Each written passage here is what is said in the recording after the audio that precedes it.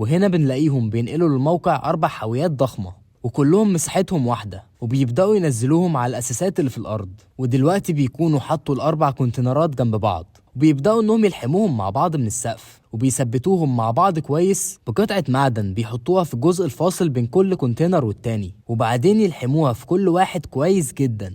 ودي هتخلي الكونتينرات كلها كأنها جزء واحد متوصل ببعضه. وبيعمل نفس الموضوع ده في كل أجزاء الكونتينرات، يعني بيلحمهم مع بعض من الجوانب كمان ومن عند القاعدة بتاعتهم. وبعدها بيساوي أطراف جزء المعدن كويس جدا عشان يبقى أطرافه متساوية على نفس مستوى المبنى. ودلوقتي بيستخدم تيب عازل أو مانع للتسريب، وده عادة بيكون معمول من مواد مرنة مخلوطة بمواد معدنية زي الألمونيوم عشان يقدر يقاوم العوامل الجوية. وده بيستخدم عشان يمنع تسريب المية والهواء في الفجوات اللي بين الأسطح. وعادة النوع ده بيستخدم على الأسطح المموجة زي سطح الكونتينر مثلا، لأنه بيكونوا عبارة عن أجزاء داخلة وأجزاء خارجة، وممكن مية المطر تتراكم في الأجزاء المجوفة دي، وده طبعا هيأثر على سلامة المبنى على المدى الطويل وهيخلي السطح يصدي ويتآكل. عشان كده التيب العازل ده بيستخدم لحماية الفجوات والفتحات دي.